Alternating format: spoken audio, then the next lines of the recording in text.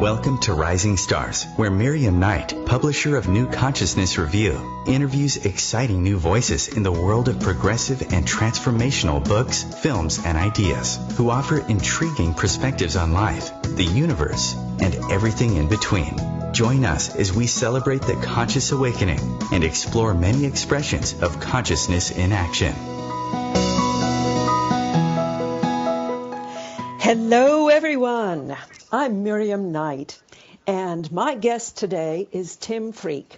Tim is an internationally respected authority on world spirituality and a pioneering philosopher who has written well over 30 books that have established his reputation as a scholar and free thinker. Tim has been exploring the deep awake state since he was 12 years old, and he now guides others directly to the deep awake state at retreats that he leads around the world. He is the author of 35 books translated into more than 15 languages, including an Amazon top 6 bestseller and the Book of the Year in the UK Daily Telegraph. Today we're going to discuss his latest book, Soul Story, Evolution and the Purpose of Life, published by Watkins Books and appearing in bookshops on the 18th of April. Welcome, Tim. Hello. Thank you so much for having me on the show. Well, you know, when your book galley came in and I read the title, I was rather skeptical. But as I leafed through it, I became quite intrigued and hence invited you on the show.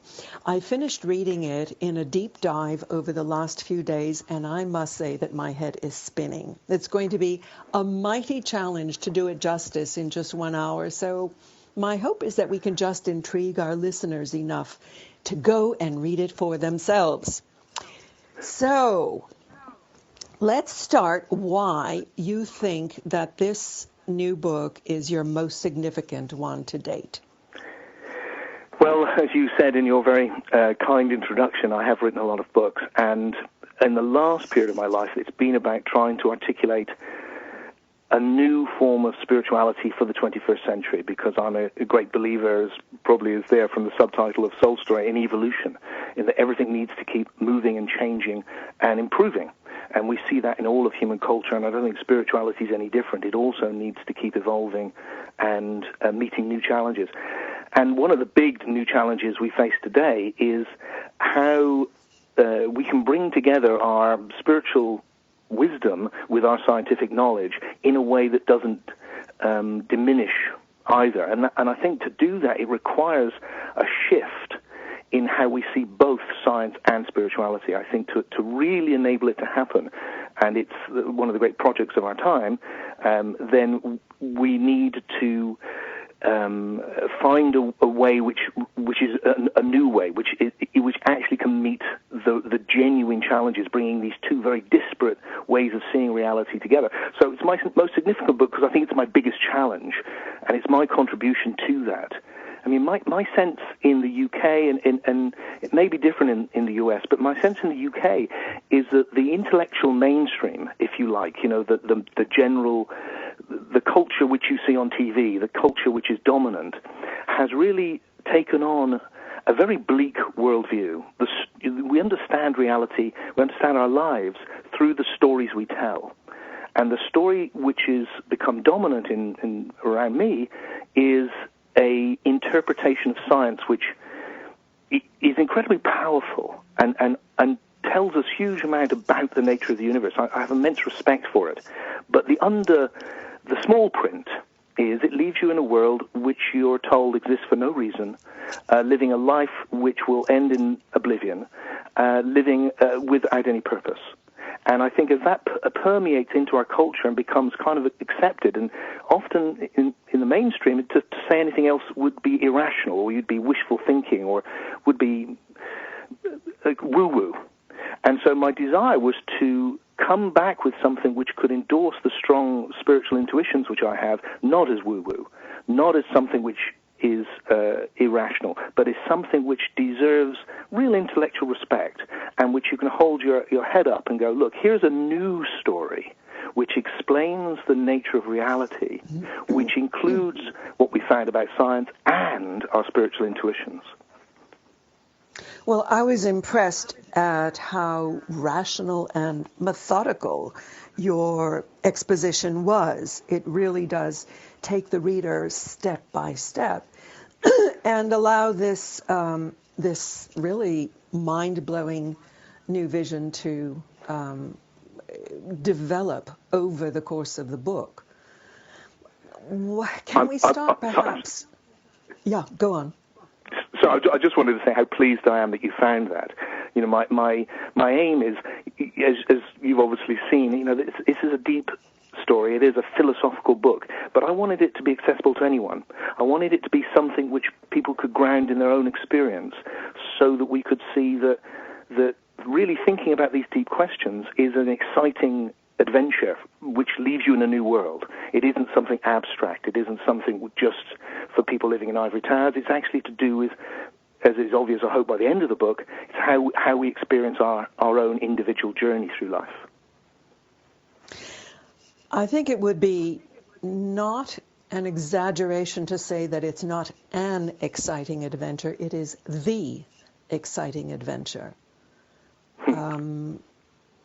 Because one of the things that we see playing out on the world stage, of course, is the bloody result of misunderstandings of what religion is all about, what we are all about.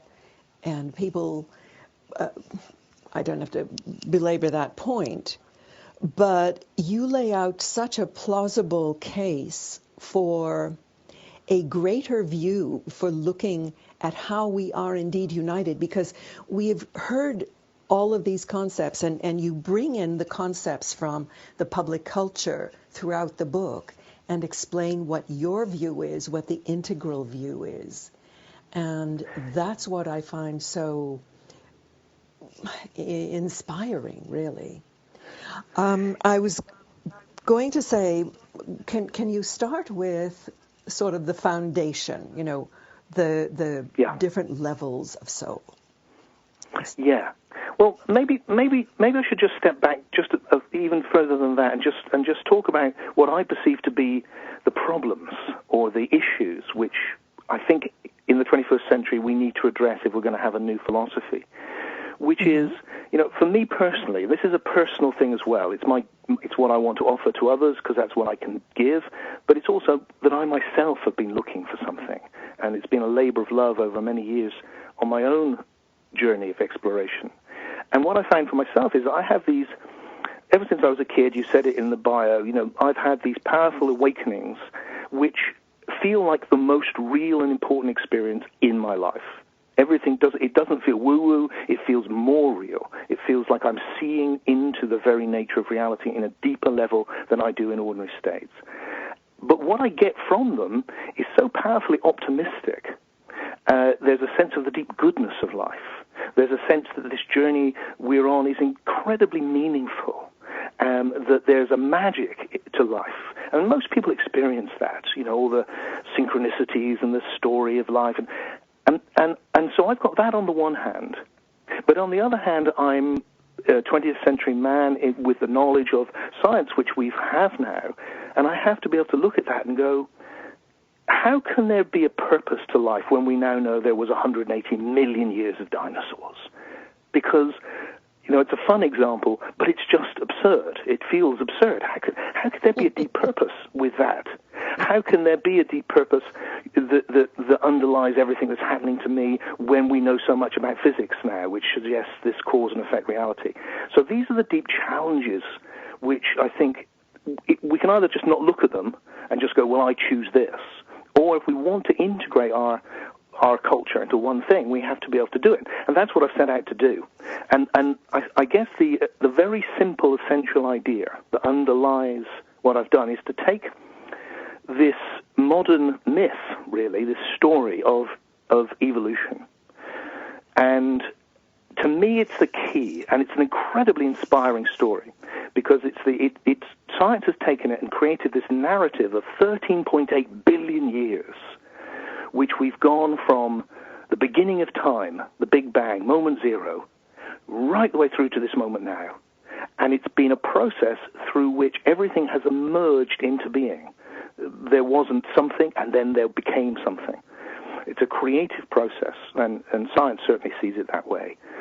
So what I want to suggest is that it's led to this experience you and I are having of psyche, the word psyche is the ancient Greek for soul. That's why the book's called Soul Story. That we're experiencing right now something called psyche or soul.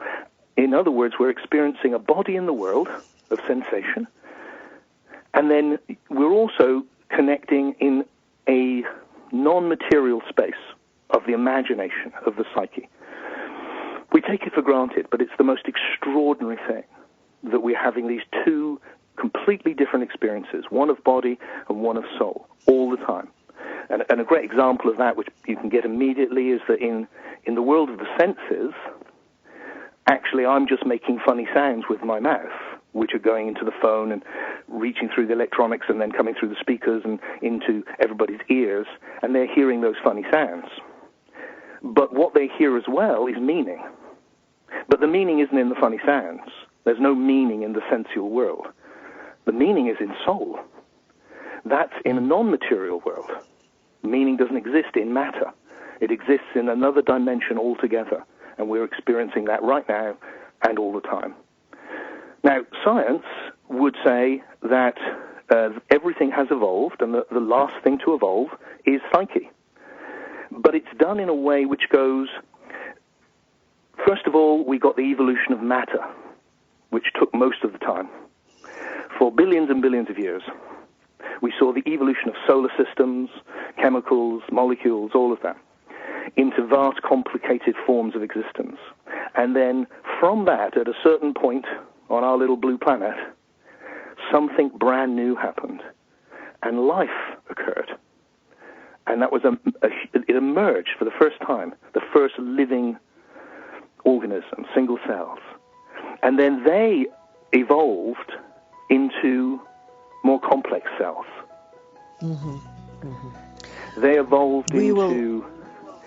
Do you need to stop for a second? Part two will come later. Indeed, indeed.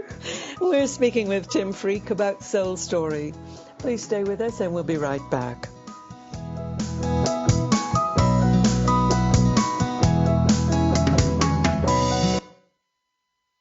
Your conscious lifestyle on steroids. OMTimes Radio. IOM FM. As difficult as it is to believe, there are places in Africa where human traffickers sell albino children and their body parts for use in magic rituals. Humanity Healing International is actively working in Uganda to change this paradigm. The Albino Rescue Project finds albino children who are at risk and places them in safe schools and environments where they can learn and grow free from fear. To learn more or to sponsor a child, visit humanityhealing.org. Humanity Healing is where your heart is. Hi everyone, this is Shay Parker, the host of Best of the Best, which airs live right here on IOM Radio every Tuesday night at 8 p.m. Eastern and 5 p.m. Pacific. I'm super excited to bring you expert guest hosts, spiritual discussions, free psychic readings, and so much more. I can promise that you will not want to miss this one-of-a-kind, fun, yet touching, down-to-earth show. Join us every Tuesday night at 8 p.m. Eastern, 9 p.m. Pacific on OTR-FM. This is Shay Parker, and I can't wait to see you there. I am Fidel Nsombo. I was born in a city called Bukavu in the Congo. We were a loving family, and then, boom! Everything that I had disappeared in a single day. People think that when you are a refugee and they resettle you to America, and all your problems are done. They don't understand that that's the beginning of everything. I was not born a refugee. I was made one. It's time we welcome refugee families with open arms. Learn more at embracerefugees.org, brought to you by the Ad Council.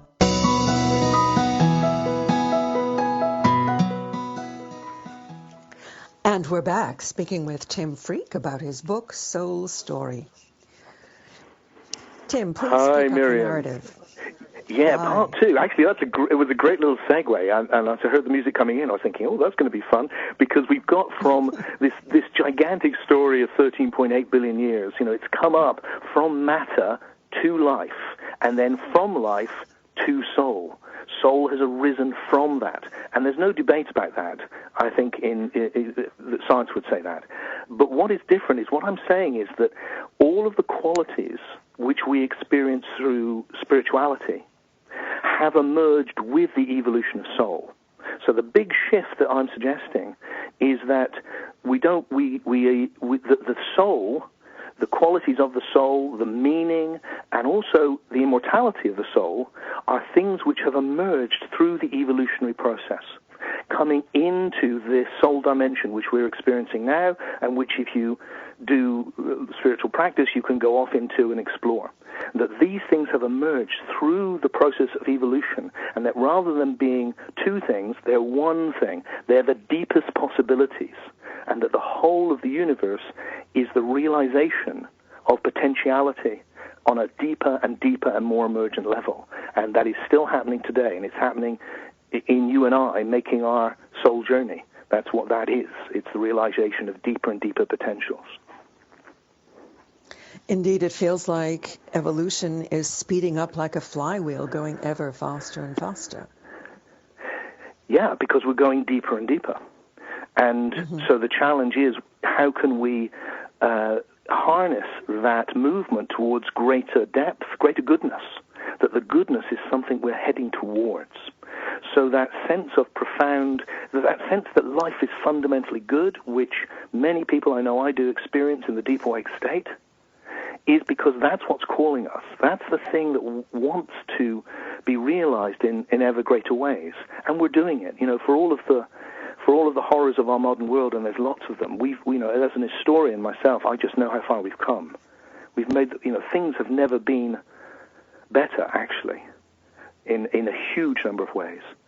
Because of that evolutionary process, which I've seen it in my own lifetime, and each one of us is a part. So what I'm suggesting is, the scientific story of evolution, it began with Darwin, who came up with this idea that life had evolved, that species had evolved. And then 100 years ago, we got the idea of the Big Bang. And then we saw that the whole universe had evolved. And there was a period before there was life. And that huge period of evolution, that had a different mechanism. There was no genes, there was no natural selection. That arose during the biological phase. And what I'm suggesting is that there is actually a third soul phase of evolution, which has emerged from the life phase, just like the life phase arose from the matter phase. And it has its own evolutionary pattern. And that is the pattern which spirituality has always been studying. And that involves the process of life and death and incarnation. It involves the soul, the thing which is not in matter. And that's not a spooky thing. We're experiencing that right now. There's no mystery about that in the sense that we know it because we are it. You and I are communicating from that place right now. That comes into and out of this, and that is the next level of evolution, which has arisen from matter, and then life, and then soul. Does that make sense? I'm aware that I'm trying to explain things very quickly here, but I'm giving it a go. One of the concepts that I found helpful was your description of each subsequent level of evolution integrating the level beneath it as we evolve. You called it Unividuation. There's lots of new words, isn't there, in the book? And I had to create these new words. I had to because there was no word for these things, and yet the concept needed to exist. So you can see that there's this process which goes on constantly in life, whereby many strands of life combine into something greater. So as a body, I'm lots of cells, and at some point, what started off as single-celled organisms have evolved into multi-cell organisms, so that they've unividuated, come into something bigger. And you can see evolution as this constant process of things individuating, becoming more and more themselves, different species, different flowers, different chemicals. And then at a certain point, they unividuate. It's amazing to think there was once no water, but there was a moment where hydrogen and oxygen combined for the very first time to form H2O, and water existed for the very first time. And that's our universe. Everything existed for the very first time. At some point, it emerged. It came into being. That something that was potential became actual. And we've seen that this huge period with matter, and then this long period with life, and this led to us and all of the other forms of life, and now it's all happening in soul. So what we're seeing now is the evolution. Where is it going? It's happening in culture. Well, culture expresses itself in the world, but it's not really in the world, it's ideas. And you can see that with the internet revolution. It's all ideas. And it's moving very, very fast because they can evolve very, very fast. So the evolution is now all happening in soul. And part of that evolution is the stories we tell about reality. And if we've got bad stories, it leads to problems. And if we can have good stories, it can really accelerate the evolutionary process. And that's why, as a philosopher, it feels like, hey, guys, we need a good story here.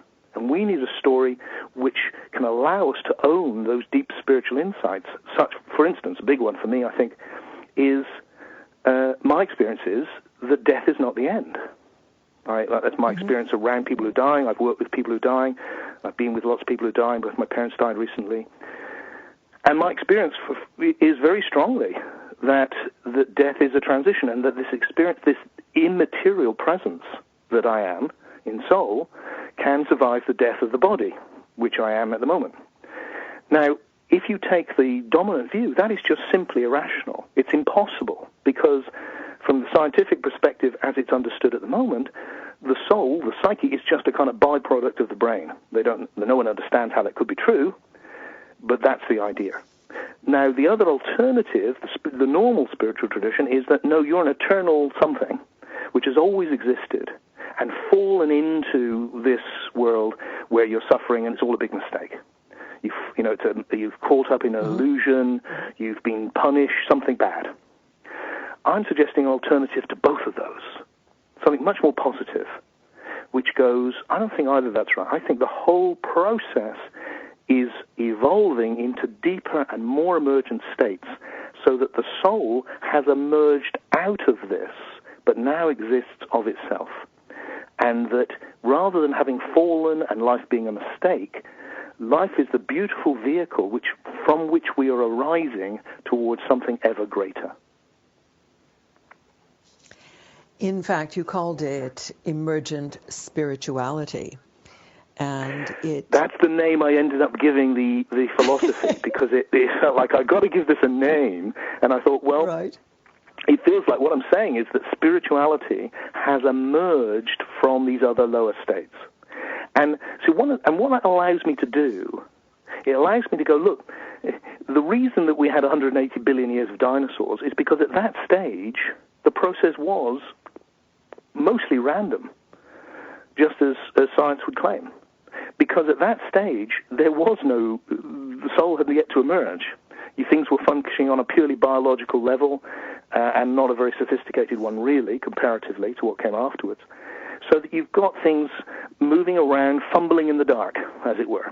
Because, that's why it took a huge amount of periods for all of this to arise. But once soul arises, once that starts to happen, then it starts to really speed up. And that's exactly what we've seen. So that the meaning has evolved. So what I'm saying is that meaning has evolved. Immortality has evolved. It's come out of this. The magic of life that so many of us experience, to me, it feels like, look, this soul dimension in which we experience meaning, the dimension we go off into in dreams, in shamanic journeys, in meditation, in death, that is a realm of meaning. Here, in the world that I'm inhabiting right now in my body, everything is connected primarily through cause and effect. If I drop my pen, it falls. But in my imagination, if I drop my pen, it may fly. And when I think of pen, it connects with things which have a similar meaning, not with things which happen to be near it. Everything's connected through meaning, and you experience that in your imagination right now and in your dreams. And people experience it in the after-death state and then near-death experiences. So what I'm saying is, I'm trying to work out ways to say this which doesn't sound so outrageous, but I'm saying really, look, the after-death state which people describe, which has itself evolved. heaven has evolved from this, if you like, to say it in a provocative way, that the imaginary state which we go off into has arisen with the arising of the imagination, which is why if you go back through the history, I wrote a book on the history of people's ideas of heaven many years ago, and you can see it evolving. You see something which is at first a land of shades, then becoming a reflection of life, like the drinking halls of Valhalla and so forth, and then emerging into these splendid religious visions. And then what we have now is this huge multicultural cities and just a vast scapes which people find themselves experiencing. Because I think it's come into existence with the evolving of this state which we're experiencing now, which we call the imagination, and don't see its significance, don't see what it really is. Mm-hmm. We have 1 minute before our break. I do want to whet your listeners' appetite. I don't want to drown them and make them. But let me just say this.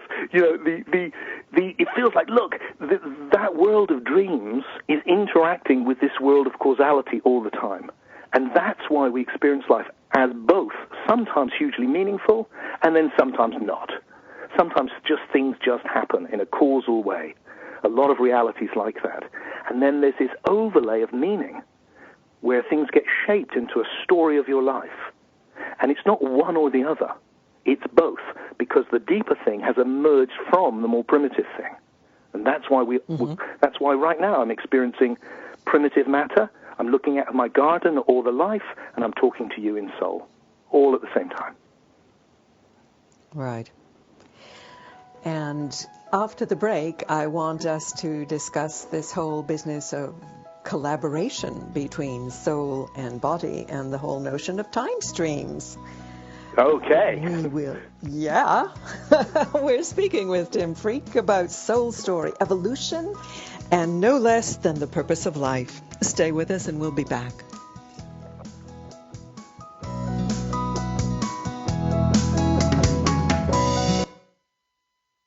Free your mind with OMTimes Radio, IOM FM.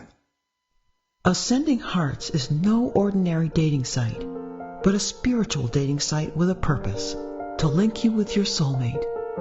We engineer the serendipity so you can trust that you will attune with someone that has the same matching vibration as you. Ascending Hearts, the conscious dating site for the spiritually aware. Try Ascending Hearts for free, ascendinghearts.com.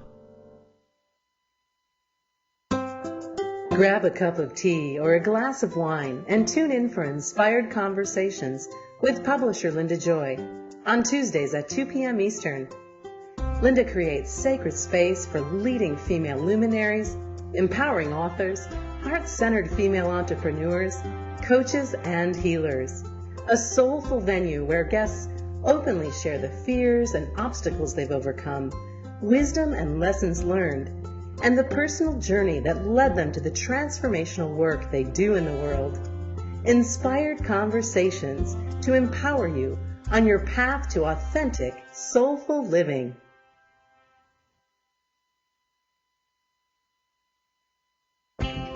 Sparky the Fire Dog here. Make sure your family has a fire escape plan, and they practice it twice a year. One important thing to practice is get low and go. If you see or smell smoke, it's important to get low and go.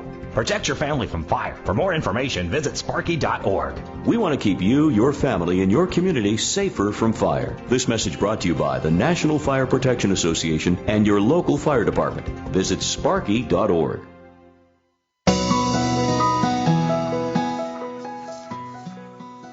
Welcome back. And as promised, Tim Freke is going to tell us about his ideas about time streams, soma streams, soul streams, all kinds of streams. They were in danger of throwing too many new words out at once. Let's go with time for sure. That's a good one. So the foundation, in terms of the story that I'm telling, the story of the evolution of everything, that's, I guess, the message. Everything has evolved, including soul, meaning, and magic. That what we're in is a process of time. You know, I hear people say often, time is an illusion. I'm sure I've said it myself many, many times. But, actually, time is what's in front of us. When I look at this moment right now, what I actually experience all the time is a flow of time. There's a flow of experience expanding in time. So I want to suggest that the actual nature of reality is a flow of time, and that we need to see everything in reality not as a thing, but as a process. That you and I are processes. We've been going, we were born and we're moving through. We're processes, but so is my sofa. It's in time. So is the garden. So is the whole planet. Everything is actually unfolding in time. We treat it like a thing, as if it was just somehow separate in existence in the moment, but everything's in time, and I call that the time stream. There is a stream of time happening. And then here's the big idea that comes with that, and this really is hugely important, I think. We understand things through metaphors, and sometimes we don't even know we're doing it. It's unconscious. And the dominant metaphor in our culture is that time passes, as if somehow we're standing outside watching it go away. And the future, we don't know what that's going to be, and the past has disappeared, and we're just here in the moment watching it disappear. But I'm not sure that that is correct. And I want to suggest that actually time doesn't pass. It's not a good metaphor. A much better metaphor is that time accumulates, and that there is more time now than there's more past now than there was when we started this conversation. That there is constantly the accumulation of the past. As the time stream goes forward, actually the past is becoming richer, and that the past hasn't gone anywhere. That the past actually exists implicitly in the moment. Because if the solar system hadn't formed, then we wouldn't be here. If the Earth hadn't formed, we wouldn't be here. If you hadn't invited me to be on this show, we wouldn't be here. If we hadn't had this conversation, we wouldn't be here. If I hadn't started this sentence with the word I started it with, the word at the end would make no sense.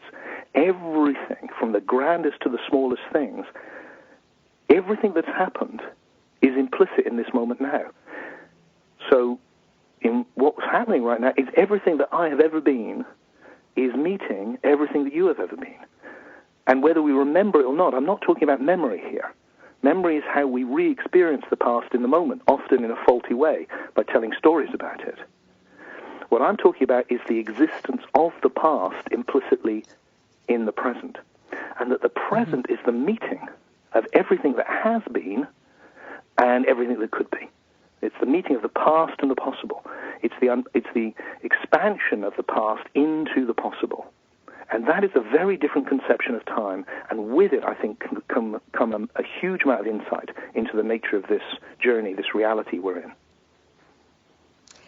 I must say I spent hours contemplating dragging my entire past lives and history around with me.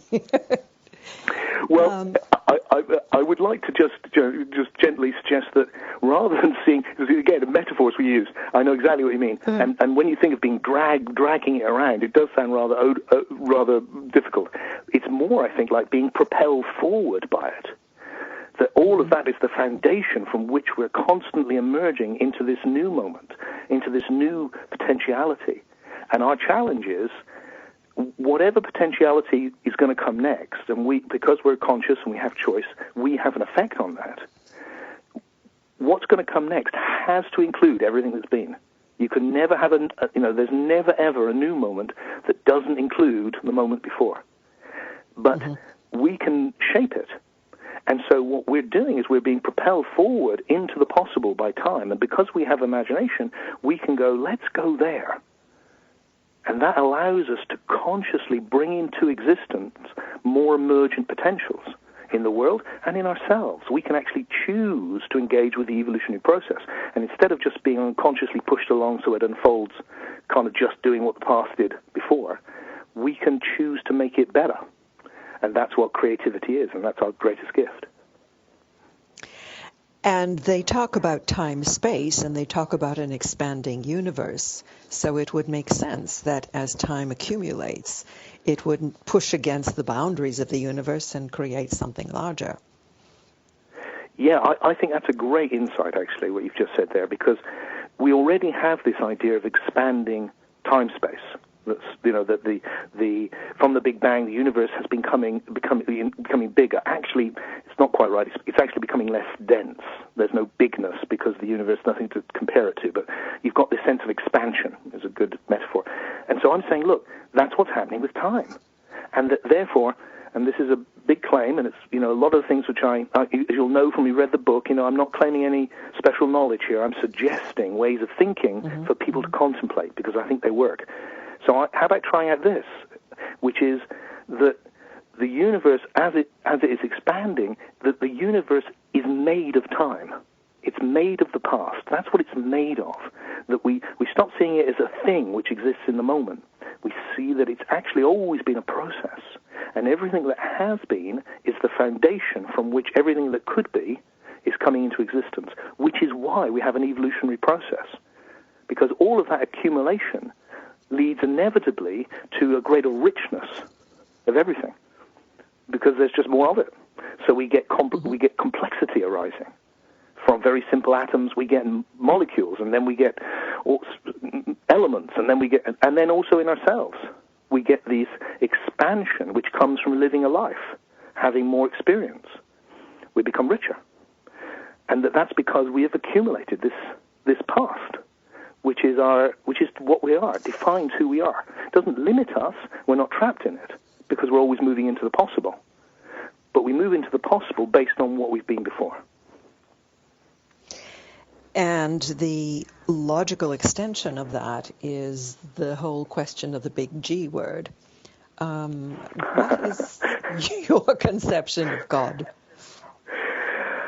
Yeah, well, for me, this is probably the most important idea in the book. And I leave it to the end just because it's a very big idea, and I'll try and do it justice now if I can. Because throughout my life, I've had this experience of communing with a being of love. There's just this transcendental being of love, and it's a very powerful and real experience, and one of, if not the most important experience in my life, comes in when I'm awake. And of course, I'm not alone in that. But the traditional picture of God really doesn't make any sense to me. The idea of God at the beginning of time, this perfect being decreeing the universe, and then going, well, to use my example again, let's take 13.8 billion years before we even get to human beings and soul, and let's spend 180 of it just doing dinosaurs tearing each other to shreds. That's a good idea. See, that doesn't make any sense to me. It doesn't make any sense to me that this being of love, which is how I experience it, of goodness, is going, and along the way we'll have a history full of the most unspeakable horrors, and we'll have a nature which is beautiful, but violent and ugly as well. None of that really fits with the experience I have, and that troubles me. And I think that's why a lot of people have abandoned the idea of God as just not workable. Must be an illusion.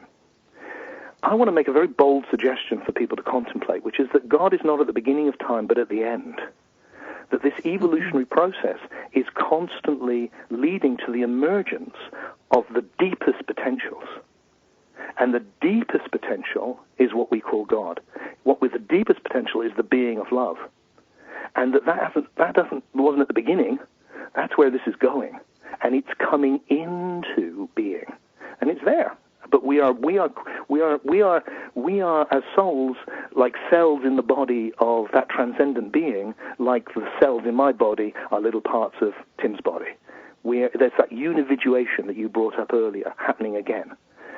Just as hydrogen and oxygen got it together to create water, just as many cells got it together to create the human body, so many souls are communing. When we enter the spiritually awake state, when we enter a place of oneness, we bring into being that transcendental presence, which we experience as love, because love is how oneness feels. When you enter that place, that sublime place, then it's an experience of love, which is arising from the evolutionary process. How did I do? Did I do okay? Did some of that make sense? What I really resonated with was the notion that as we evolve from the sort of life, animal, soul, psyche trajectory, we come together at the level of what you can call God or the transcendent or unity or whatever. And that is where we, I guess, feed each other, feed the universe. But then you say, very plausibly, that I guess we want more input. And so we come back into incarnation, and there's this cycle. So explain the symbiotic relationship between the human phase and the psyche or soul phase. Yeah. There's so much to share, isn't it, and explore. And I'm excited to try and do all of it. The idea of psychosymbiosis. Reincarnation is a really powerful idea. It's been around for a very long time, and increasingly it can sound a bit nuts. A bit like, really? You were somebody else and then you came back, and it all sounds a bit nuts. And yet there's a powerful intuition that I have and many have that it's not nuts. So again, one of the things I set out to do is try and understand that in a new way. And to understand that through the metaphor of symbiosis, where two organisms, which happens in nature a lot, combine to work together and become one thing for a bit. And I think what we can understand is that the presence that we're experiencing right now of psyche or soul has entered a psychosymbiotic relationship with an animal, which is my body, and that those two are now functioning together for a bit. And then the animal, Tim's body, will inevitably die, because bodies live and die. That's what happens on the life level. On the soul level, they don't. It's not made of matter. There's nothing to die. So there's nothing. It's not made of that stuff. It's not organic. Mm-hmm. And then we'll come back to what happens. They do take the experience. They do take the experience that they've accumulated. It's like a harvest. Okay. Yes. We will pick that up when we get back from our break. Sounds good. We're speaking with Tim Freke about Soul Story. Be right back.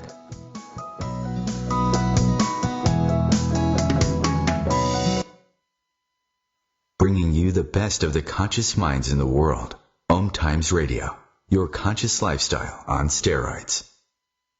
Being a radio host on IOM FM allows you to build your show on a rich platform with the power of the internet to fulfill your outreach goals and connect with a very specialized and global online audience, unlimited by time and distance. OMTimes Radio will provide you with web relevance, a recognizable conscious brand, and with the standard of excellence that has accompanied every single OMTimes endeavor. Host your show with OMTimes Radio Network.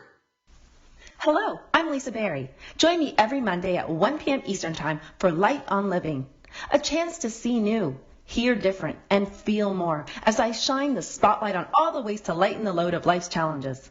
Light on Living is your link to that new way you're looking for, that new understanding that will enhance your life, and that positive connection that will support your growth. So join me, and you'll gain insight and start to see things in a new way that motivates you. Today, my new dad threw a barbecue. I burnt everything. And then we played catch. I broke Mr. Lewis's window. And then, somehow, my hand. My hand! And then my dad even let me drive his car. The hospital's on the right! It was a rough day. It was a great day. You don't have to be perfect to be a perfect parent. Thousands of kids in foster care will take you just as you are. For more information on how you can adopt, visit adoptuskids.org. A public service announcement from the U.S. Department of Health and Human Services, Adopt U.S. Kids, and the Ad Council.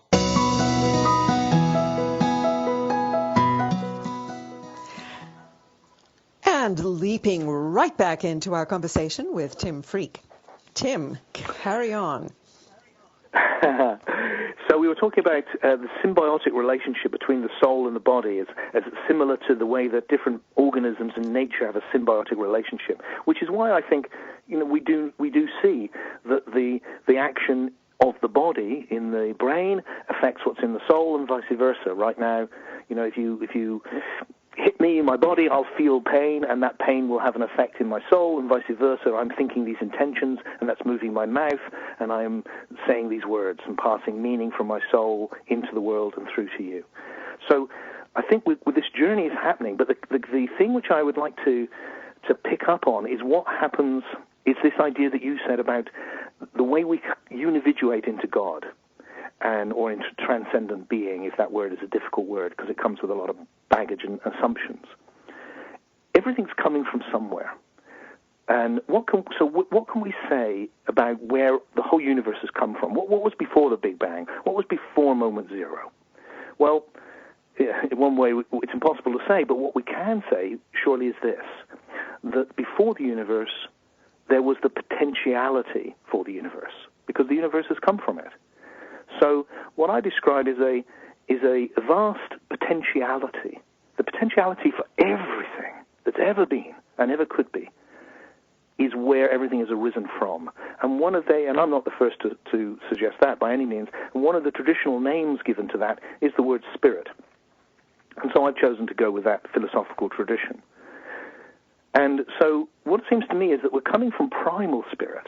So it's not starting with God, it's starting with pure spiritual potentiality, the potentiality for everything, which is emerging through the evolutionary process as all the things that exist. And that it's reaching up through matter into life, into soul.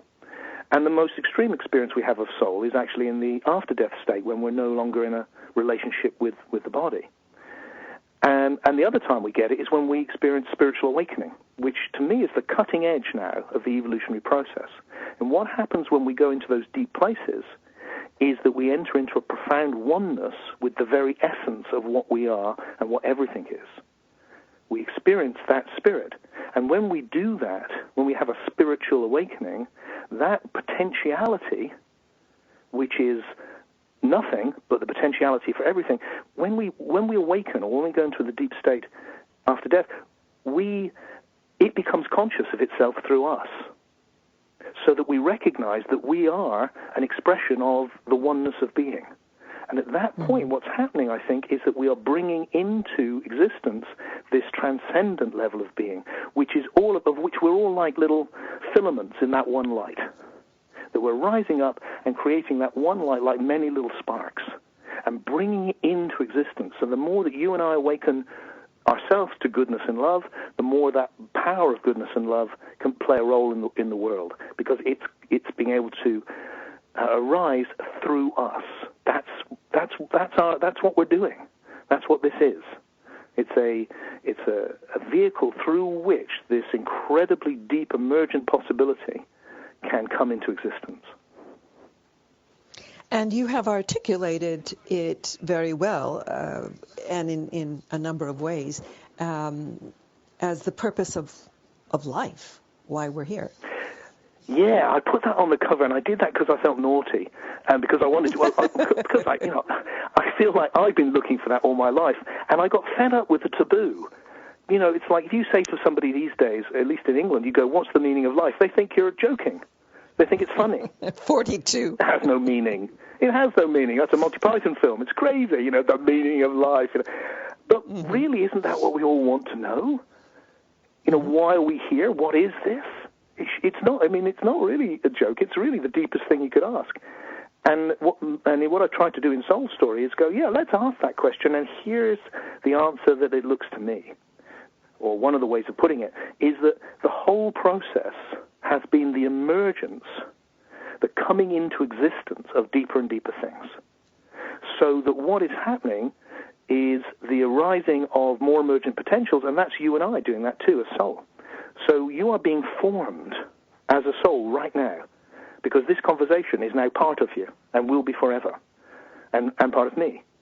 Every day I am coming into form because I am my past. So every moment there is more of me. I'm shaped in a new way. And then I have the conscious choice. Am I going to just make tomorrow like today and get shaped in the same way? Or could I consciously choose to bring into existence a deeper, more emergent Tim? Could I bring a better Tim to life?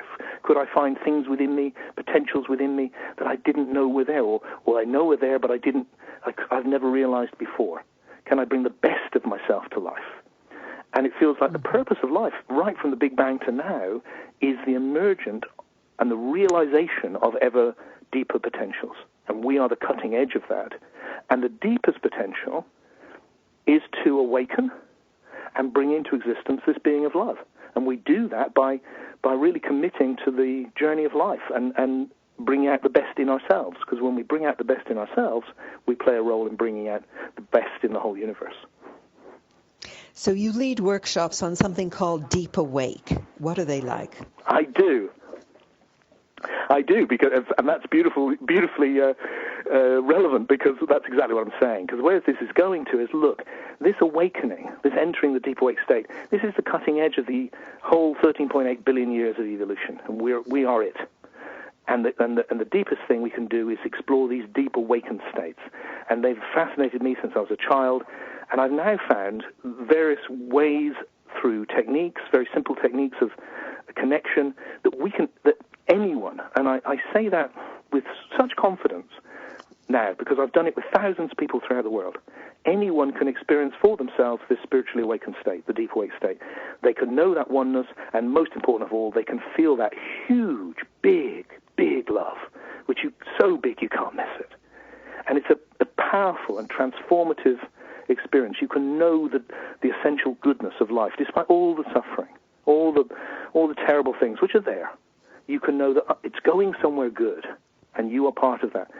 So my greatest joy is, as well as philosophy, is to share that direct experience. And I have the privilege, really, of going around, and I'm coming to the States. Hopefully, it's not announced yet, but I'm hopefully going to come and do what I call a deep awakening in America in autumn to the fall. And I share over a weekend how we can actually experience this. And it's just a joy, because you just see people relax into being who they are and discovering these immense depths when they contact their essence. They contact what is traditionally called spirit. Mm-hmm. Well, certainly anything that nourishes the spirit at this time is to be welcomed. We need to connect with that, both a sense of the essential goodness of the universe and our potential to manifest it. Yeah, it feels, how do we, every generation has to face new challenges. And to each, and we look at, rightfully in a way, we look at what's bad, because that's the thing we need to change. But we've come so far, and when you see the evolutionary journey, this huge one we've been talking about, but just the evolution in culture, which has led to a transformation, say, of the role of men and women in my own lifetime, a change which would have been impossible at any other time in history. We've seen the long periods of peace in Europe, never happened before. We've seen compassion being expressed. We've seen racism being regarded as something bad rather than most of history where it's something good. It's huge, huge changes which we've brought about. And if we can feel the essential goodness calling us, then we can have the courage to engage with that evolutionary process, individually and collectively. And then if history shows anything, it's that we're capable of anything. We can meet these challenges, and we can create. Well, here's a little idea, maybe that will be sweet, because it's a little idea, and I know that our time must be drawing to an end. There's a little throwaway line in the book, which I really love, which is the thought that this world of the imagination, if that is heaven, if that is the place where we see the potential, then every time we take a good idea from the imagination and we put it into life, every time we do that, we bring a little bit of heaven to earth. And if enough of us keep doing that and keep bringing a little bit of heaven to earth, every good idea that we make real, every good idea, it gets better. And that is how we play a role consciously in this magnificent, beautiful evolutionary process. Well, that's certainly a positive and powerful concept. Tim, what is your website? My website is simply Tim Freke. Oh, what's on it? It's timfreke.com, but you have to spell Freke, F-R-E-K-E. And, just put my name in and you'll find me because it's a weird name. And what's on it is loads of free stuff. There is hours and hours and hours of free video and audio. I've recorded meditations you can download for free. You can also buy books and things like that, but the media stuff is all free.